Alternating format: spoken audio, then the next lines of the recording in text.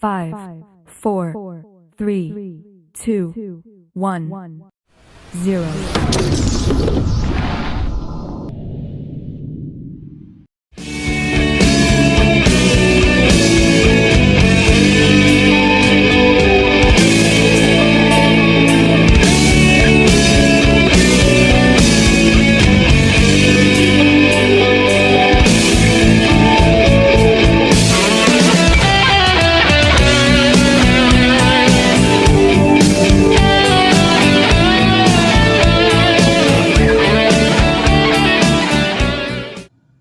Isu-isu komunikasi organisasi di antara Polis Diraja Malaysia PDRM dengan masyarakat awam.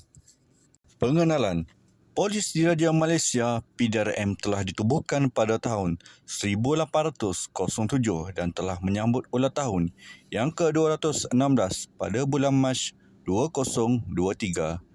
PDRM merupakan salah satu agensi penguatkuasaan di Malaysia yang bertanggungjawab untuk menegakkan kedaulatan undang-undang demi menjaga keselamatan dan keamanan negara.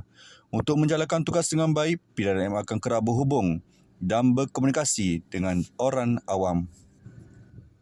Kenapa isu komunikasi di antara polis dan masyarakat masih berlaku? Orang awam yang berurusan di kaunter penjawab pertanyaan Balai Polis mempunyai persepsi yang tinggi di atas khidmat yang diberikan. Masalah yang sering timbul oleh orang awam ialah rasa tidak berpuas hati terhadap anggota di kaunter aduan berkenaan yang tidak mesra pelanggang. Masa menunggu yang diambil terlalu lama, tidak mahu menerima laporan dan orang awam juga terpaksa berulang-alik untuk menyelesaikan urusan yang sepatutnya dapat diselesaikan dalam tempoh yang singkat. Komunikasi berkesan berlaku apabila kedua belah pihak saling berkongsi persefahaman. Ini bermaksud pegawai polis yang bertugas di kaunter aduan dapat memenuhi kehendak dan memenuhi kepuasan kepada orang awam. Yaakob SR 2018 pula mendapati orang awam mempunyai persepsi negatif terhadap pegawai polis iaitu prajudis dan bias. Persepsi negatif juga akan mengakibatkan individu lebih cepat beremosi sewaktu berkomunikasi, tidak mempunyai maklum balas atau maklumat yang diterima sewaktu berkomunikasi. Sebagai manusia biasa adalah normal apabila di suatu ketika mereka berasa tenang, marah, sedih, gembira ketika mereka menjalankan tugas. Teori pertukaran sosial. Teori pertukaran sosial, Social Exchange Theory, yang dikembangkan oleh German Hohmann 1961-1987 dan kemudiannya diperluas oleh Peter Blau 1964-1987. Interaksi sosial antara individu menekankan idea pertukaran sosial yang memfokuskan kos dan ganjaran.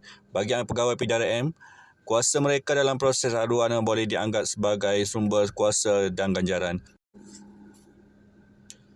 Bagi pegawai PDRM juga, mereka lebih cenderung mengawal proses membuat aduan mengikut kehendak mereka. Contohnya, sewaktu membuat aduan, pegawai PDRM memberitahu mangsa kemalangan agar tidak menyatakan perkataan mabuk di dalam laporan bagi memudahkan proses membuat aduan. Individu terlibat dalam pertukaran sosial berdasarkan persepsi kesaksamaan atau keadilan. Memberi manfaat atau ganjaran kepada mereka, mereka mungkin kurang berminat untuk terlibat dalam komunikasi berkesan. Pendirian tentang isu komunikasi semasa membuat aduan di Balai Polis. PDRM terlalu mementingkan aspek protokol dan prosedur semasa membuat aduan, mengabaikan aspek menjalinkan hubungan komunikasi berkesan sewaktu berkomunikasi.